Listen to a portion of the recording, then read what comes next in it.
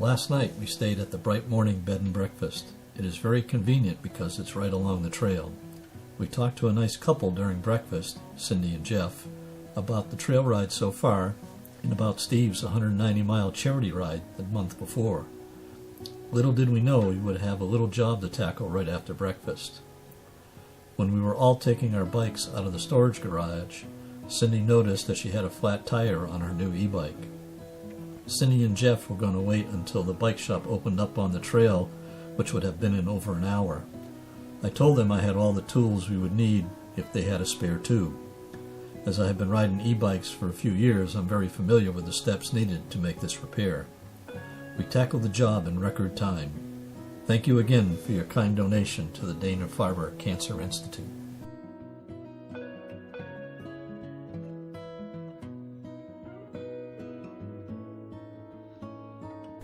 We rode with Cindy and Jeff for about 10 miles to be sure the fix was good and stopped at Sager Mosaics for a quick break.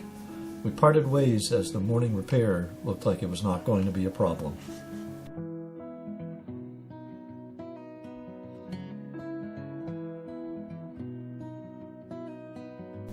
We passed through a part of the trail that had seen some storm damage a few weeks earlier. Any damage that occurred had been cleared and the trail was in great shape.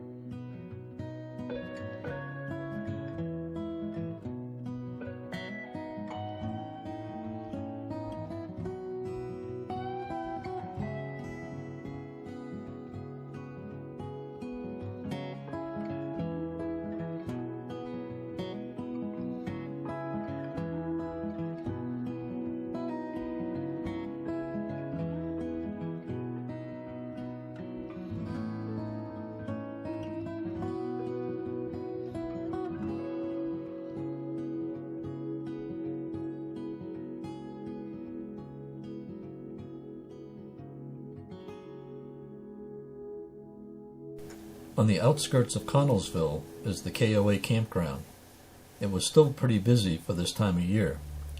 We also kept noticing that all of the houses along the trail kept the yards well groomed and made the towns look very nice.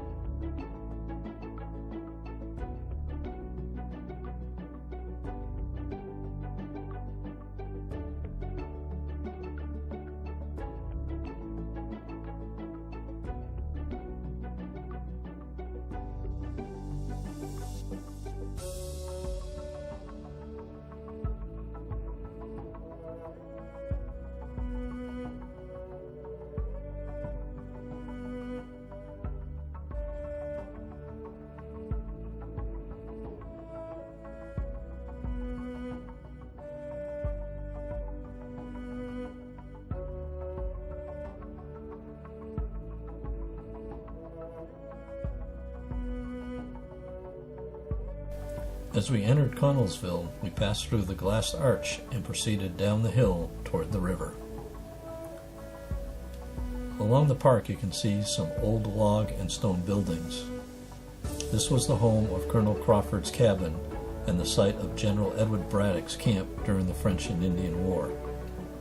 General Braddock was joined on his march to Fort Duquesne by militia and volunteers, including his aide-de-camp, George Washington.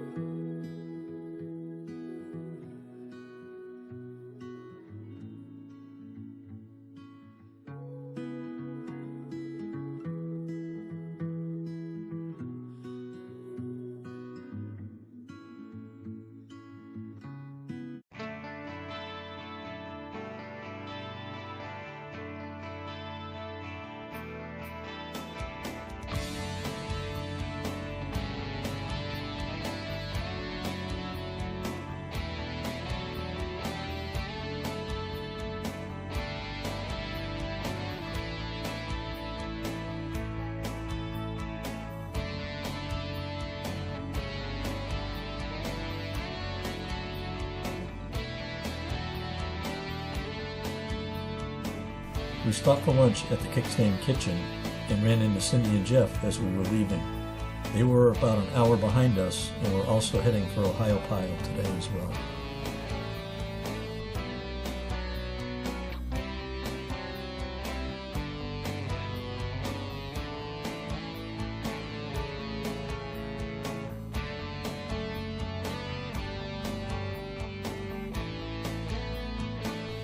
A few miles outside of Ohiopyle, we crossed the Ohiopyle High Bridge, which was 650 feet long. We had seen rafters floating down the Yaak a few days earlier, but there were no rafters on the river today.